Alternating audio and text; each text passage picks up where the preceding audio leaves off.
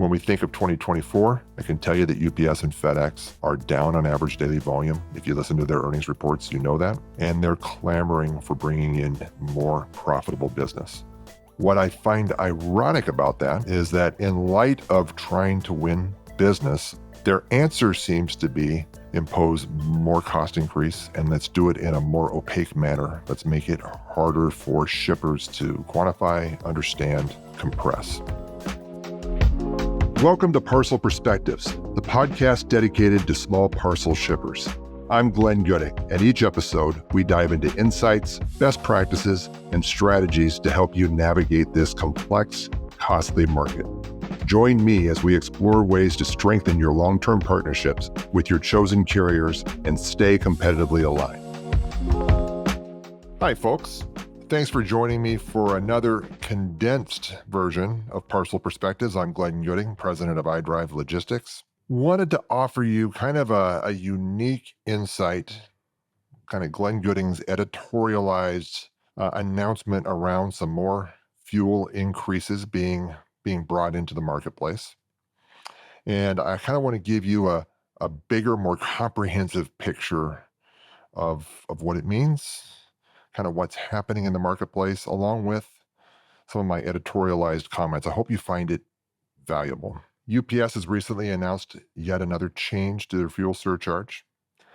They've changed both the table as well as the associated surcharge amount. It's going up another 125 basis points. So if it were 15%, it would now be 16.25. Or if it were 16.25, it would now be 17.5. You get it. And I have both FedEx and UPS up here because I am not here to beat up on UPS alone, or I'm not here to beat up on FedEx alone.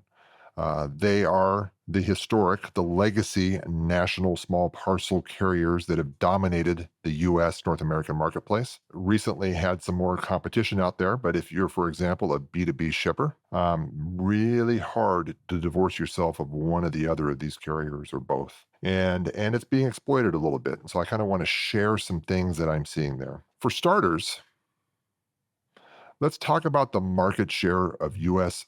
small parcel volume. And we look back as far as 2014, all the way to as recently as 2023. I find this interesting. I find it illuminating and somewhat ironic. For starters, there's a carrier here by the name of Amazon. I know we've all heard of them. In 2014, they were not on the map, the green line you see on this graph. What you do have are the big three of that time frame: USPS, UPS, FedEx. USPS has always been the dominant carrier, first class, parcel select, priority mail, right? And that's morphed into Ground Advantage and other things there. But they've always had a dominant position, but not a good place in kind of the traditional B2B or the traditional 1 to 70, 1 to 150 pound weight range. They played a niche. UPS was far and away the dominant carrier from a market perspective at just over 30% of the market back in 2014. FedEx followed suit at about 25% of that market. Now, what I find interesting about this as we move through this time frame is, number one, the onset of Amazon Logistics as a provider. We go forward to 2023. Please note, I know we're almost in 2025. I think these numbers would slightly continue on these trends. But Amazon Logistics has moved from non-existent in 2014 to the second largest delivery provider by volume in the U.S. market. UPS has moved to third and lost considerable market share. FedEx is now in fourth place. What I find particularly interesting about this is, if you've heard me before, I've talked about the legacy small parcel market as this duopoly. It's really a UPS versus FedEx. It has been for some time. Some other things I've talked about is that the small parcel market always seems to get more complex and more expensive every single year. That was exacerbated by what I call this duopoly. So historically, what we've seen, and it seems to continue to hold true, what FedEx does in the marketplace, UPS follows suit, or vice versa. What UPS does in the marketplace, FedEx similarly follows suit. What this complexity and what this expense has done is it's opening the door for innovation. It's opening the door for competition. Market share is indicative of that. When we think of 2024, I can tell you that UPS and FedEx are down on average daily volume. If you listen to their earnings reports, you know that. And they're clamoring for bringing in more profitable business. What I find ironic about that is that in light of trying to win business, their answer seems to be impose more cost increase and let's do it in a more opaque manner. Let's make it harder for shippers to quantify, understand, compress. So, what I have here is a date range going back to March of 2021. And I want to walk you through exactly what is happening or has happened in the marketplace with regard to just fuel surcharge. Bigger picture on fuel surcharge, if you were to look at your total spend with a carrier, transportation spend being the dominant piece, and then you think of accessorials and surcharges, without question, the number one category, with very rare exception, would be fuel surcharge. Fuel surcharge would be the dominant surcharge expense. And accessorials and surcharges traditionally make up somewhere between 25 and 40% of your total spend, what you're writing a check to UPS or FedEx for. Now, fuel over the last 2.5 years, 3 years, has undergone a massive amount of increases. You may not have known that, so I want to highlight that to you. What I have here is an illustrative actual example of showing you what fuel has done if the cost of on-highway diesel per gallon price on the National Department of Energy website were trading at a static rate throughout all of this time. So if diesel were at $3.55 a gallon in March 1st of 2021, you as a shipper would have paid an 8.75% surcharge for ground shipments. Over the course of this time, several iterations on each date here. This is specific to UPS's dates of when they made the changes, but remember FedEx has followed suit similarly. You've seen 25 basis point increase, 75 basis point, 100, 175 in March 11th of 2022, 125 now in 12/23. All in, that becomes 900 basis points of increase. So that at $3.55 a gallon in 2021, you'd paid 8.75% fuel surcharge. In the end of 2024, that would be 7.75%. Crazy, crazy, crazy. Let's put an example out there. I love pictures, and so I want to walk you through an overly simplified example. Let's grab a typical package, a ground residential zone 5, 10-pound parcel. Let's imagine that total expense, transportation, resi surcharge, everything all in, $11.50, March 1st, 2021.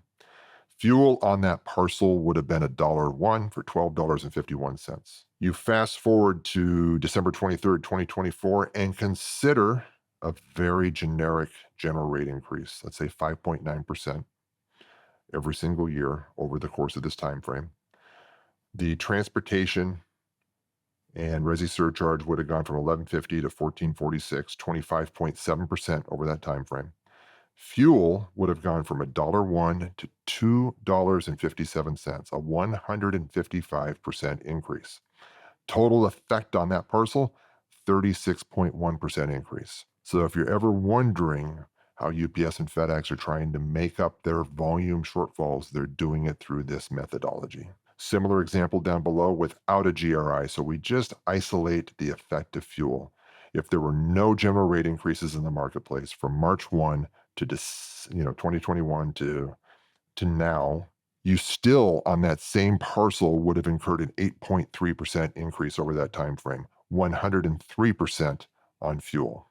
The fuel increase is not always static now. What I have here is trying to show you that they've continued, both UPS and FedEx, to manipulate the table, the range, the cost of fuel range. They're trying to mitigate themselves against a declining fuel market, and they're doing some things with a rising fuel market as well. What I have here under the BP increase, right, is what the basis points increase are for an associated cost. So we've talked about a 125 basis point increase. which falls in a couple areas here, 16.25 to 17.5, 17 to 18.25 at these cost amounts for cost of diesel. But if you have a declining fuel market, that can be more pronounced. 150 basis point, 175, 200 basis points. Same goes for a heavily escalating fuel market. It's not always static. It's not always linear. And the carriers are doing things to mitigate their risk in a moving fuel environment. What does that look like over time? What I have graphed here, again, trying to give you some graphics and some pictures, is the cost of diesel. And then on the other axis across the way is the associated fuel surcharge.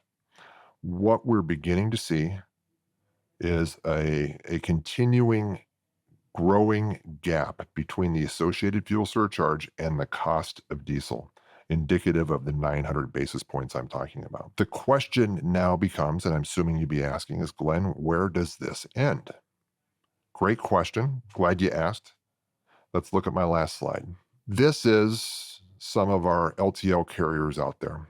Here is Glenn Gooding's personal theory on the fuel surcharge strategy being employed by UPS and FedEx. My thought is that most of you transportation professionals out there really have pretty good chops when it comes to truckload and less than truckload. And being that you're good, skilled procurers in that space, you're intimately familiar with the fuel surcharges in those modes. I believe you're being taken advantage of, that you're being apathetic to what you see in the freight market. So what I have pulled up here are the associated fuel surcharges in the LTL environment. What you can see here are fuel surcharge ranges that range somewhere in the 29 to 30% range. So if you were to ask me point blank, Glenn, where does this end?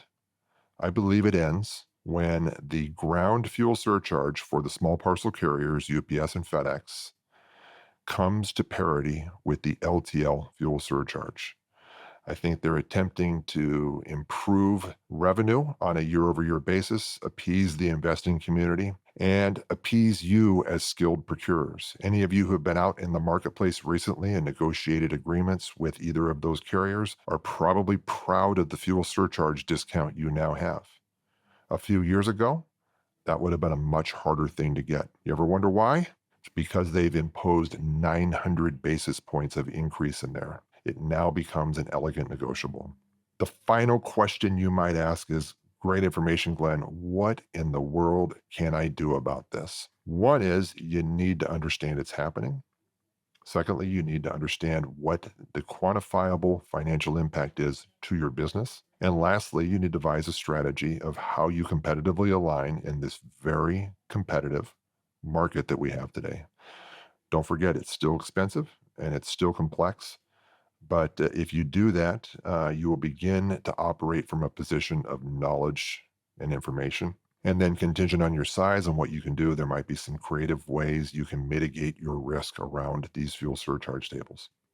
If you'd like to discuss this with me in greater detail, specific to your case, I look forward to hearing from you. Happy to be a resource. Hope you found this valuable, and I hope you're enjoying the holiday season and it's gone smoothly for you. Take care. Thank you for another episode of Parcel Perspectives. Please remember, if you like this episode, please like it. Please recommend it to your friends. Look forward to adding further value for you throughout 2025.